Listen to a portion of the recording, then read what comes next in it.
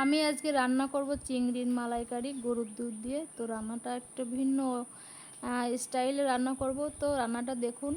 আমি প্রথমে কড়াইটা গরম করে তাতে সরিষার তেল বসিয়ে দিয়েছি। এখন তেলটা একটু গরম হলে তাতে আমি ফোড়নের জন্য দিয়ে দেবো গোটা জিরে এবং গোটা মশলা। তো এটা একটু সামান্য নাড়াচাড়া করে নেব। হালকা কালার চলে আসলে এর মধ্যে আমি দিয়ে দেব বাটা মশলাগুলো। এর ভিতরে আছে শুকনো লঙ্কা, পেঁয়াজ, রসুন, আদা, জিরে বাটা আর একটুখানি কাঁচা মশলাও বাটা আছে। তো এটা আমি একটু জল দিয়ে নাড়াচাড়া করে নিচ্ছি। মশলাটা কিছু সময় ধরে আমি ভেজে নেব। এর মধ্যে আমি দিয়ে দেবো হলুদ এবং লবণ। এটা দিয়ে আমি নাড়াচাড়া করতে থাকবো, ভাজতে থাকবো। তারপরে আমি একটু কালারের জন্য দিয়ে দিচ্ছি শুকনো লঙ্কার গুঁড়ো। তো দেখুন, আমি এই মশলাটা ততক্ষণ পর্যন্ত ভাজবো যতক্ষণ পর্যন্ত না তেলটা উপরে আসে। এর ভিতরে আমি 5টা রসুনও দিয়ে দিয়েছি। যারা আস্ত রসুন খেতে ভালোবাসে তারা অবশ্যই রসুন দিবে, খেতে অনেকটা ভালো লাগবে।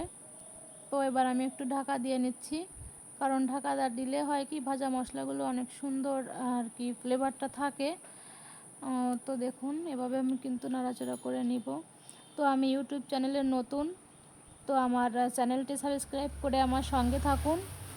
তো দেখুন, মশলাটা প্রায় শেষের পথে ভাজা। এখন আমি এর ভিতরে দিয়ে দেবো আগে থেকে ভেজে রাখা আলু এবং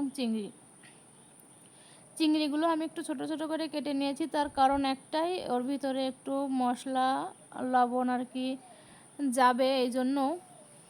তো আমার কাছে ছোট ছোট করে পিস করলে ভালো লাগে, তাই আর কি। তো এর ভিতরে আমি আগে থেকে জাল করা গরুর দুধ দিয়ে দিচ্ছি 1 কাপ পরিমাণে। তো দেখুন কত সুন্দর। নারকেলের দুধ ছাড়াও এখন গরুর দুধ দিয়ে, গুঁড়ো দুধ দিয়েও রান্না করা যায়।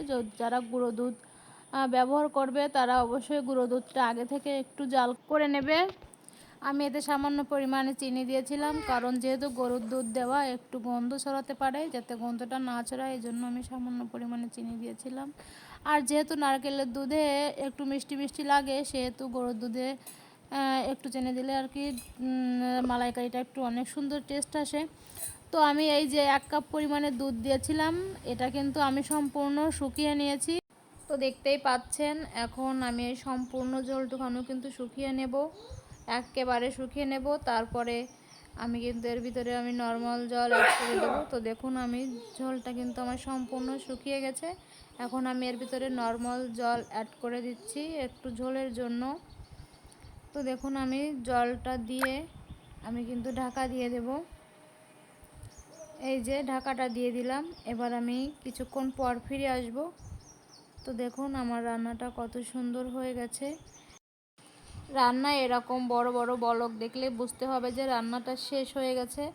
তো আমার রান্নাটা শেষ। এখন আমি এটুকু পরিমাণের ঝোল কিন্তু রেখে দেব। আমি তরকারিটা নামিয়ে নেব, তাই আমি আগে থেকে বেটে রাখা মশলা দিয়ে দিচ্ছি। এটা হচ্ছে কাঁচা মশলা এবং কাঁচা জিরে বাটা। এটা দিয়ে আমি কিন্তু তরকারিটা এখন নামিয়ে নিচ্ছি। আমার গ্যাসের আমি কিন্তু বন্ধ করে দিয়েছি। এখন আমি তরকারিটা ঢেলে নেব পরিবেশনের জন্য। তো দেখুন বন্ধুরা, তরকারিটা হয়ে গেছে। এখন আমি পরিবেশনের জন্য ঢেলে নিয়েছি। তো এখন খাওয়ার জন্য রাখা হলো। তো চলে গেলাম খেতে।